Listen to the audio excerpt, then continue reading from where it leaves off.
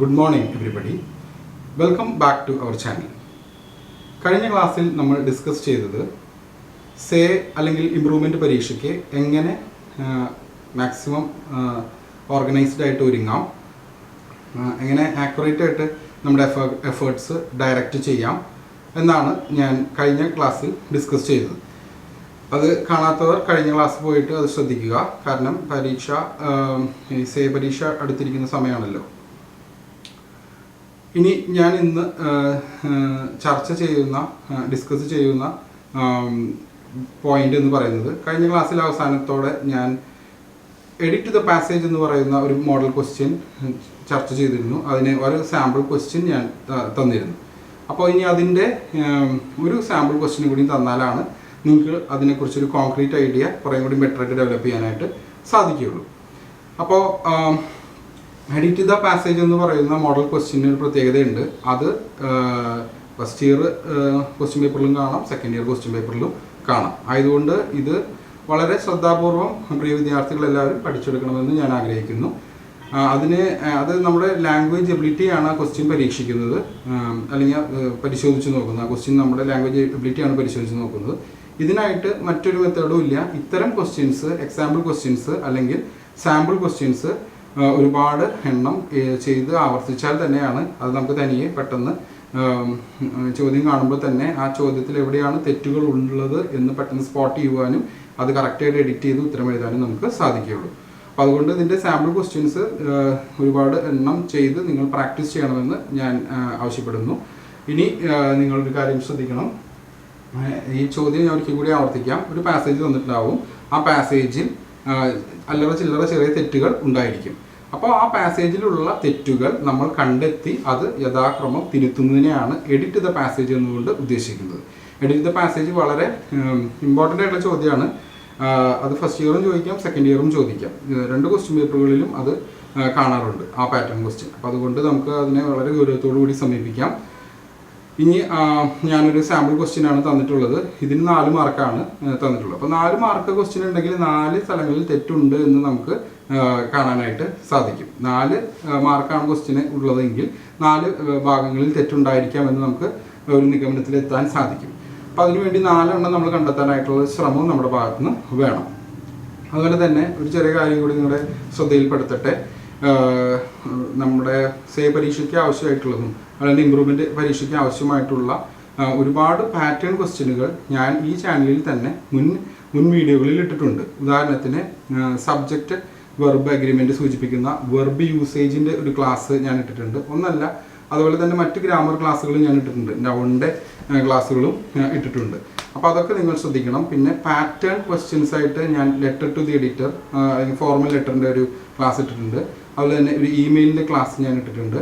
അതുപോലെ debate pattern question ഒരെണ്ണം ഞാൻ ഇട്ടിട്ടുണ്ട്. ഇതൊക്കെ നിങ്ങൾക്ക് ഈ സേ പരീക്ഷ ആയാലും ഇമ്പ്രൂവ്മെൻറ്റ് പരീക്ഷ ആയാലും നിങ്ങൾക്ക് വളരെയധികം പ്രയോജനപ്പെടും. കാരണം എന്ന് വെച്ച് കഴിഞ്ഞാൽ ഈ ക്വസ്റ്റ്യൻസ് ഒക്കെ നിങ്ങളുടെ ക്വസ്റ്റ്യൻ പേപ്പറുകളിൽ കാണുന്ന ചോദ്യങ്ങളാണ്.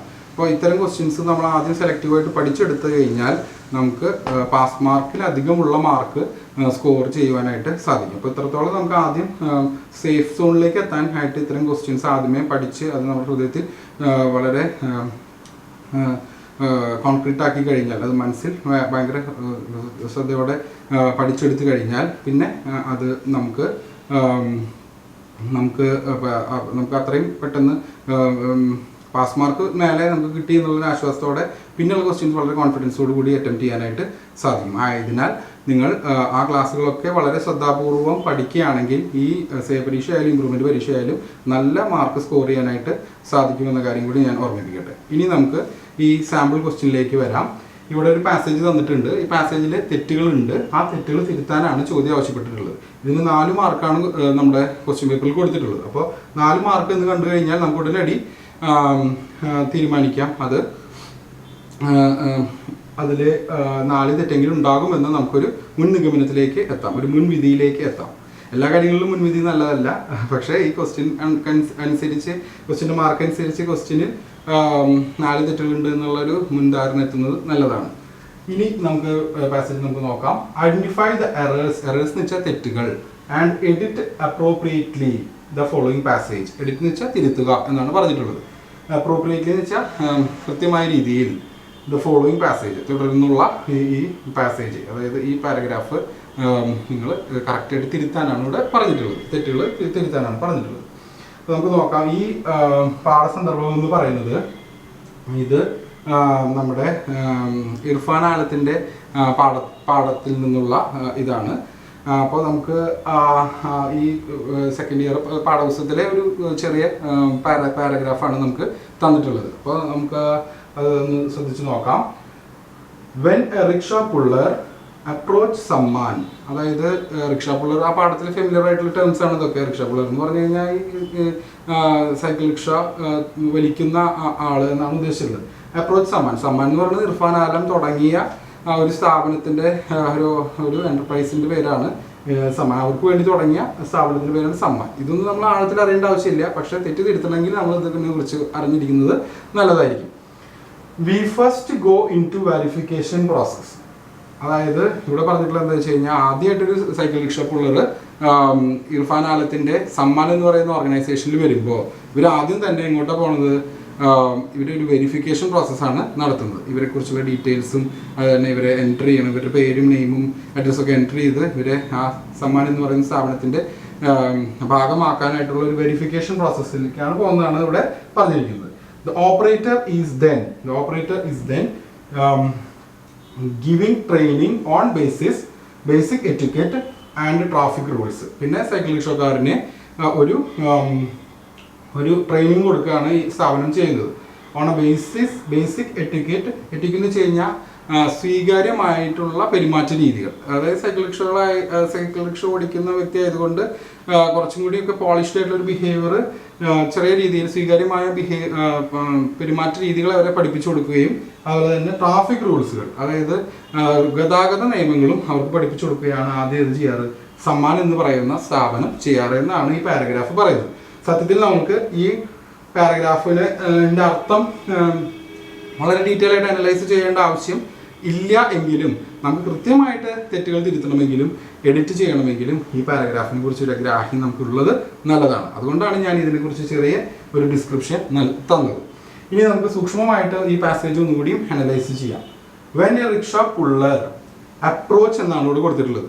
ഞാൻ മുൻപത്തെ വെർബ് യൂസേജ് ക്ലാസ്സിൽ സബ്ജക്റ്റ് വെർബ് അഗ്രിമെന്റിനെ കുറിച്ച് പറഞ്ഞിരുന്നു. അപ്പോൾ സിംഗുലർ സബ്ജക്റ്റ് ആണെങ്കിൽ സിംഗുലർ വെർബ് തന്നെയാണ് ഉപയോഗിക്കേണ്ടത്. ഇവിടെ സബ്ജക്റ്റ് ആയിരിക്കുന്ന റിക്ഷ പുള്ളർ സിംഗുലർ ആണ്. അപ്പോൾ ഇവിടെ ഉപയോഗിച്ചിട്ടുള്ള വെർബ് അപ്രോച്ച് എന്നാണ് ഉപയോഗിച്ചിട്ടുള്ളത്.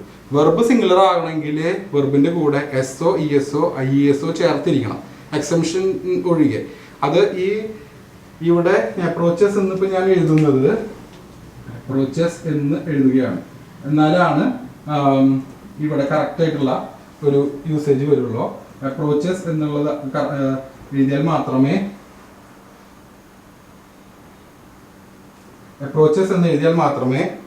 സബ്ജക്റ്റ് ആയിരിക്കുന്ന റിക്ഷ പുള്ളറും വെർബ് ആയിരിക്കുന്ന അപ്രോച്ചും തമ്മിൽ ഉള്ള കറക്റ്റ് എഗ്രിമെന്റ് ഉണ്ടാവുകയുള്ളൂ. സിംഗുലർ സബ്ജക്റ്റ് ആയതുകൊണ്ട് സിംഗുലർ വെർബ് ഉപയോഗിച്ചത്. ഇവിടെ അപ്രോച്ച് എന്ന് പറയുന്നത് പ്ലൂറൽ വെർബായിരുന്നു.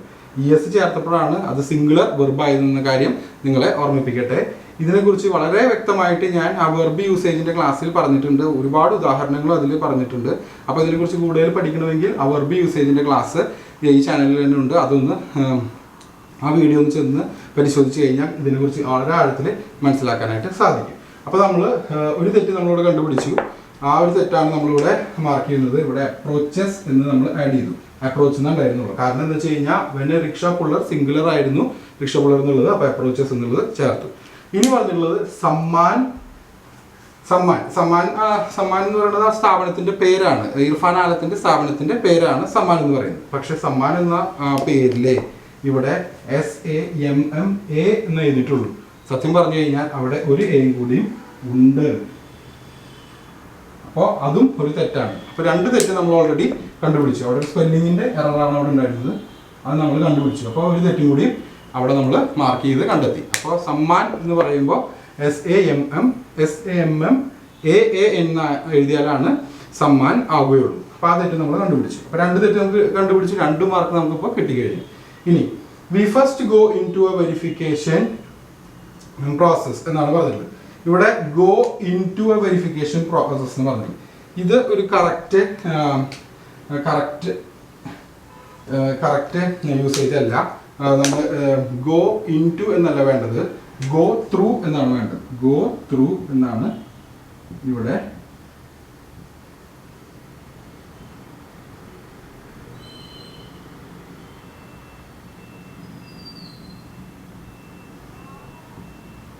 ഗോ ത്രൂ എന്നാണ് വേണ്ടത്. അതാണ് കറക്റ്റ് പ്രപ്പോസിഷനോട് ഉപയോഗിക്കേണ്ടത്. അപ്പോൾ അവിടെ മൂന്നാമത്തെ തെറ്റ് നമ്മൾ കണ്ടുപിടിച്ചു. Go through A verification process.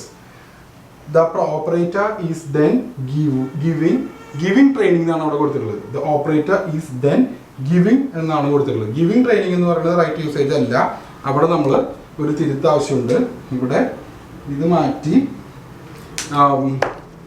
നമുക്ക് ഗിവിൻ്റെ പാസ്റ്റ് പാർട്ടിസിപ്പിൾ ഫോം ആയിരിക്കുന്ന ഗിവൺ ആണ് അതിൻ്റെ കറക്റ്റ് യൂസേജ്. അപ്പോൾ ഇത് മാറ്റി ഗിവൺ എന്ന് വേണം നമ്മൾ എഴുതാൻ. അപ്പോൾ the operator is then given training on basic etiquette and traffic rules. നമ്മളിവിടെ 4 തെറ്റുകൾ കണ്ടുപിടിച്ചു. ഒന്നിവിടെ, പിന്നെ ഇവിടെ.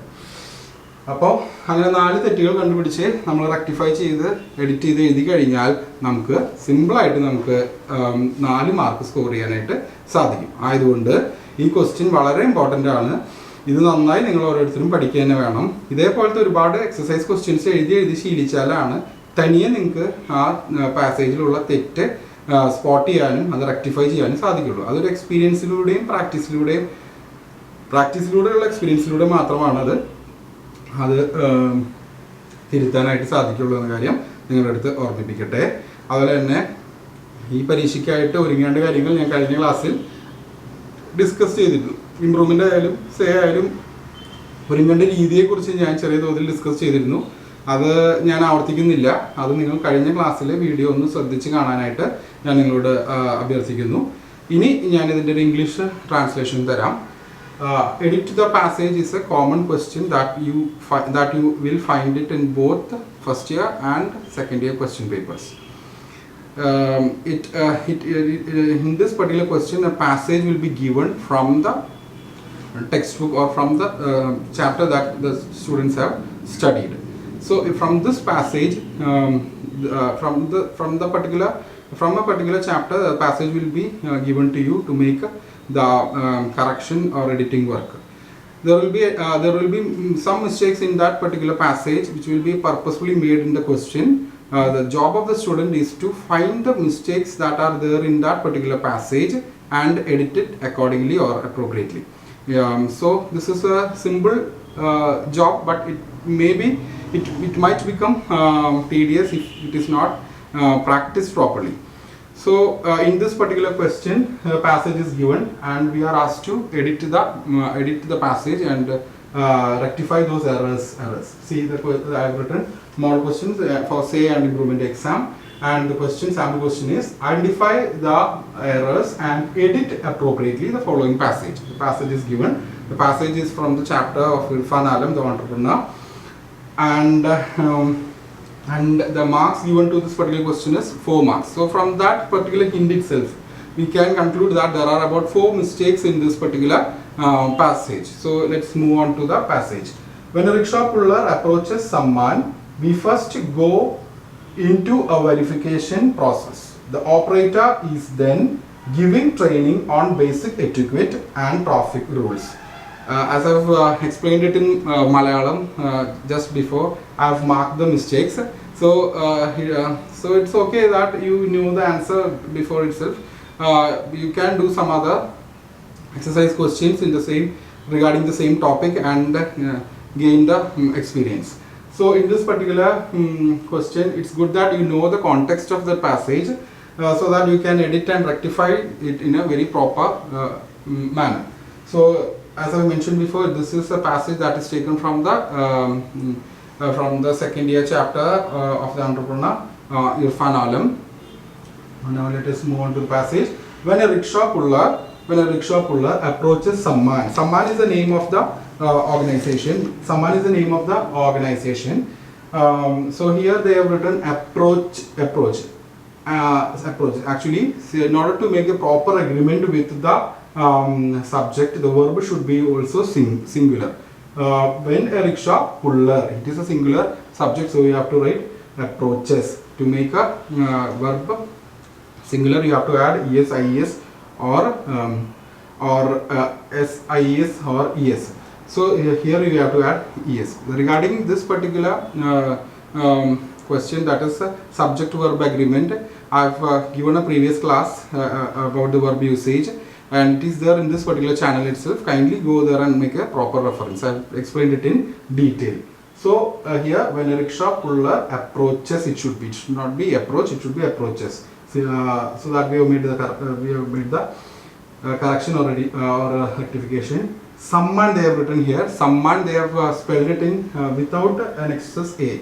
S-A-M-M-A-N, they have written it like that, but actually the word has second a after, there is a third a actually, S-A-M-M-A-A-N, that is the exact spelling of someone. So there is a small rectification here too, so that too you have to make the rectification.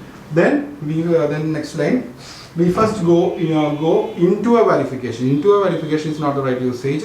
The right proposition is go through a verification. We first go through a verification process. The operator is then giving. Giving is ing form, and it should be replaced by a past participle form, that is given. So you have to write the operator is then given instead of giving. Given training on the basic etiquette and traffic rules. This passage, so in this passage we have just made 4 corrections, and we can have to write it. The 4 corrections have to be appropriately written in your answer sheet in a proper way, so that you get 4 marks for this particular question. You can write this question's answer only through the experience gained through practice. So you have to practice practice a lot of time with sample questions. Then you will be you can easily write answer to this particular question, that is edit the passage. So these are the things that you have to take care while you prepare to answer the question, edit the passage. So this carries 4 marks. So dear students, please do practice writing this questions, such questions. So once you get practiced and experienced, you can easily spot the mistakes in the passage, and you can very well correct it without much difficulties. This is not a Herculean task or a brain breaking question. This is something that is easy, but as it is said that practice makes perfect. So you have to practice and practice and practice. So that makes you to answer it perfectly.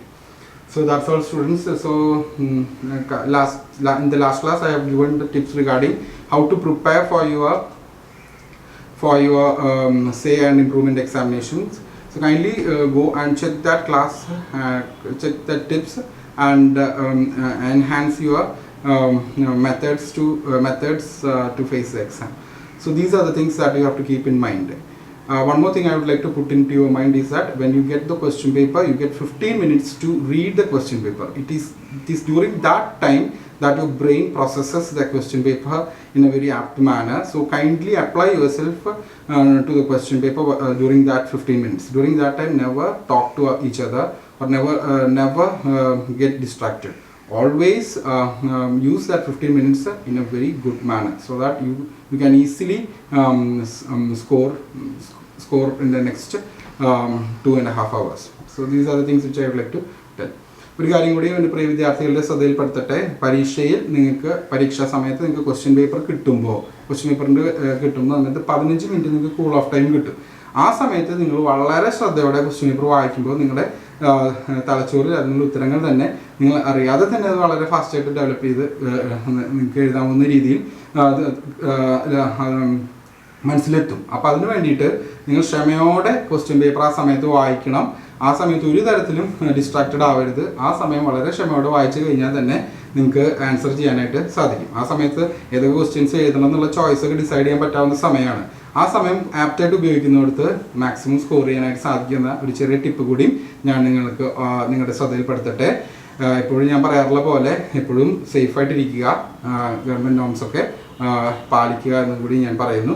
ഞാൻ കുറച്ചും ഇങ്ങോട്ട് നീങ്ങി നിൽക്കാം. ആ നീങ്ങി നിൽക്കുന്ന നേരത്തെ നിങ്ങൾ ഈ ബോർഡിൽ എഴുതിയിട്ടുള്ളത് ഒന്ന് ക്ലീൻ ആയിട്ട് നോക്കുക. അത് നിങ്ങൾക്ക് എഴുതാനുള്ള സമയമാണ് ഞാൻ ഇങ്ങോട്ട് നീങ്ങി നിൽക്കുമ്പോൾ കിട്ടുന്നത്.